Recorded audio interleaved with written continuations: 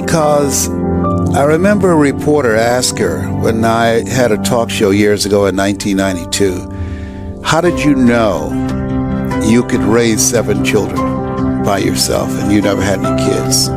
And she said, I just believe the Lord will make a way somehow. And one of the things I say to people, don't discount yourself. I didn't do what I'm doing now for 14 years because I didn't believe being labeled educable mentally retarded, failing in the 5th grade, put back to the 4th grade, and no college education, that I can compete with people with PhDs and MBAs. And so for 14 years, a lot of people say they have no regrets. The biggest regret that I have, that I disapproved of myself for 14 years. And then, there's a coincidence, it's God's way of staying anonymous. I went to a training and a guy was speaking. And Mike Williams had already said, hey, Brownie, you know why you go see Zig Ziglar and Dr. Robert Schuller and Dr. Norman Vincent Peale, who wrote The Power of Positive Thinking? I said, because I like the message. He said, no. He said, you like to help people. That's in you. You're always holding court here at the radio station. And you got a funny laugh, man. I said, I do? He said, yes. And so he just kept saying that to me. And I was at an event, and a guy was speaking, and it just stopped, like a spell came over him. He said, there's somebody here who should be doing this. He said, I do it because I make a lot of money. And he said, I love to make money. He said, but you want to change lives, and you can make money too, young man, young lady. And he said, you know who you are. And then he paused again. He said, the reason I'm standing up here holding this microphone and you are seated out there, I represent the thoughts you have rejected for yourself. I began to cry. At that time, this is in 1980, I went outside. I called Mike Williams. The telephone call was a dime then. I said, Mike. He said, yes. I said, I'm not rejecting myself anymore. Do you hear me? He said, Brownie, calm down. Listen to me, man. I'm not rejecting myself anymore.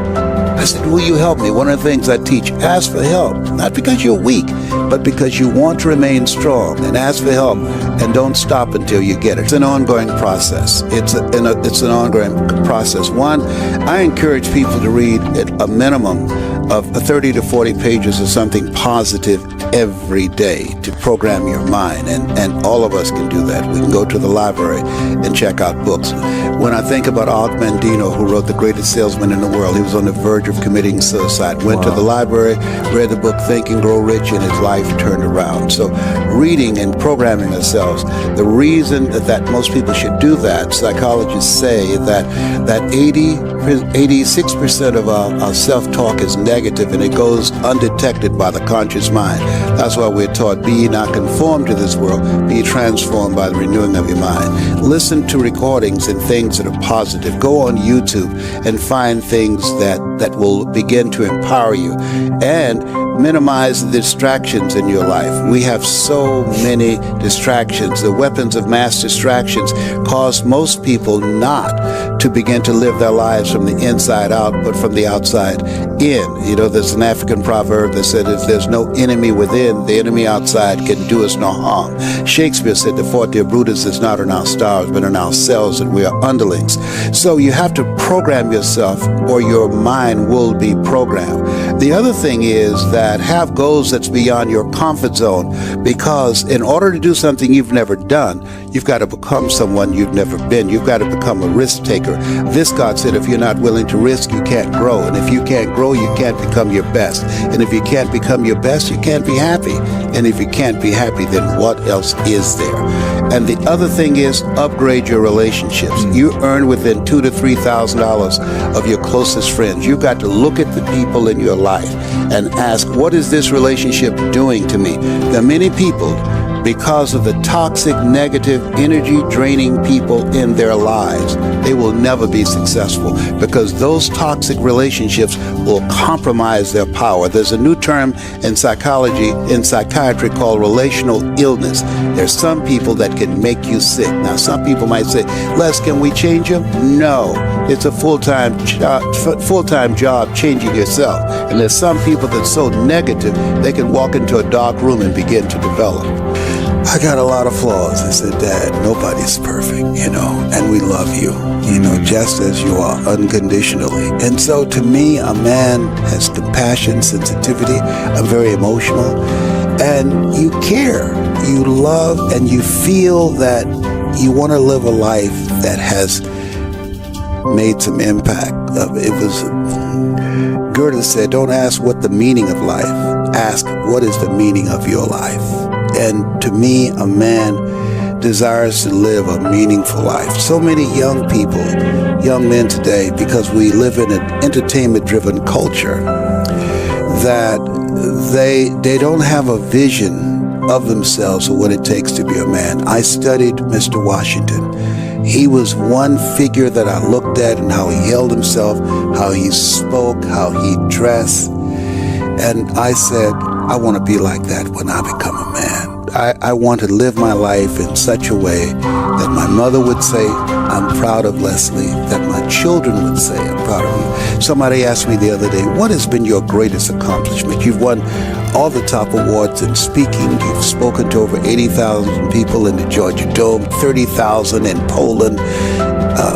What has been your greatest accomplishment? I said, when my children got together and said, Daddy, when you're in pursuit of the dream and all those special occasions that you miss, we were angry with you. But when we see what you have accomplished, we've graduated from college with no student loans. When we see the sacrifice, the price of what it takes to make a dream happen, and how you started with so little, we're so proud of you. And we want you to know that. That, to me, was the greatest achievement that I've had.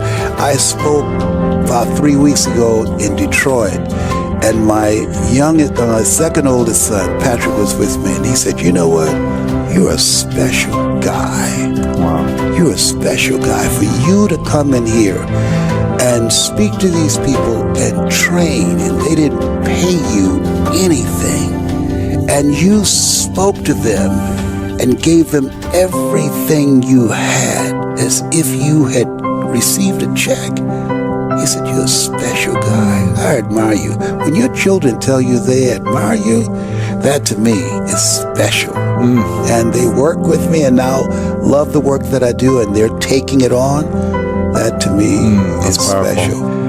I wish I had not waited 14 years. Somebody said, if you want to lose something, lose money. You can get that back. 8 out of 10 millionaires have been financially bankrupt. Walt Disney filed bankruptcy 7 times and had 2 nervous breakdowns. But don't lose time. There were 14 years I sat on the sideline. 14 years I said, I don't have an investor in me like Tony Robbins. 14 years that said, I don't have an MBA or a PhD, and I can't compete with these guys. I have the complexion of rejection. 14 years I silenced myself. Wow. And so I regret that, because there's some people that maybe if they'd heard my voice, they would not have turned to drugs. If they'd heard my voice, their lives would have taken a different direction. And I can't get those 14 years back. That haunts me, and I think that drives me when I speak with such energy. I'm trying to make up for that time, but I can't. You have greatness in you. I don't know you, but here's what I know based upon my own experience.